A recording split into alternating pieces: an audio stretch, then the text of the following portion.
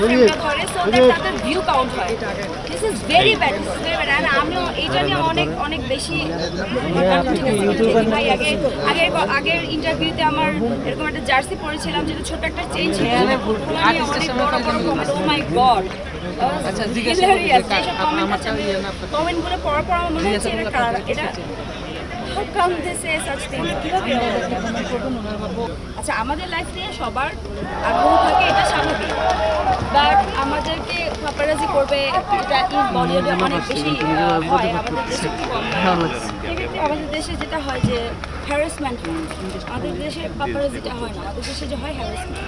কীভাবে হয় না বলে একটা ভিডিও করে দিই এবং ওটাকে খুবই মানে নেগেটিভলি পোর্ট্রে করা হয় এবং ওটার জন্য ভুক্তভোগী হই আমরা। কারণ দিন শেষে আমাদের প্রত্যেকের ফ্যামিলি আছে, দিন শেষে আমাদের ফ্যামিলি এগুলো দেখে এবং তারা কমেন্টও করে, কমেন্ট করে আমাদেরকে অনেক কিছু মানে প্রশ্নের উত্তর দিতে হয়।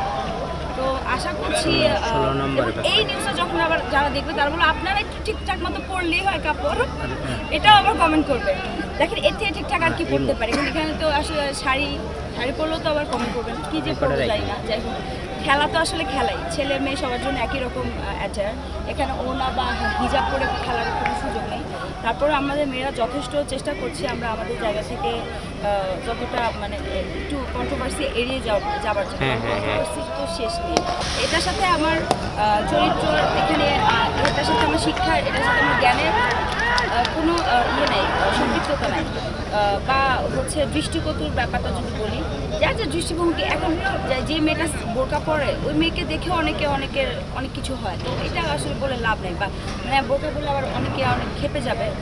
আমি মিন করেছি যে অনেক শালীনভাবে একটা শালোক কামিজ পরে ওনা পরে খুব ভদ্রভাবে এসেছি, তারপরেও কিন্তু অনেক ধরনের কমেন্ট শুনতে হবে। ইনফ্যাক্ট আমি আমার নিজের পার্সোনাল এক্সপিরিয়েন্স যদি বলি, একদম পার্সোনাল এক্সপিরিয়েন্স, আমি যতবার আগে যেটা হয়েছে মানে মিডিয়াতে আসার আগে বা আমার যে সময়টাতে আমি ভার্সিটিতে পড়েছি একা ওই সময়টাতে শালোক কামিজ পরে যেতাম। যেদিন আমি কামিজ পরে যেতাম, শালোক কামিজ পরে যেতাম, ওই দিনই ছেলেরা কেন যেন আমাকে কিস করতে বেশি।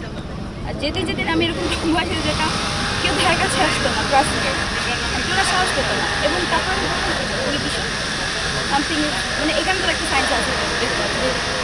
তো আমি জানি না, দৃষ্টিভঙ্গি এক একজনের এক এক রকম, এক একজনের কাছে দৃষ্টিকটু এক একটা বিষয় লাগতে পারে। আমি আসলে সেক্ষেত্রে মেয়েদের কোনো দোষ দিতেই চাইব না, কারণ আমি অন দেয়ার সাইড, আমি একেবারেই মেয়েদের পক্ষেই কথা বলবো। এবং কারণ আমরা মানে অযৌক্তিক কিছু বলছি না, আপনারাই বলেন যেভাবে ভিডিওগুলো করা হচ্ছে এগুলো কি ঠিক হচ্ছে কিনা।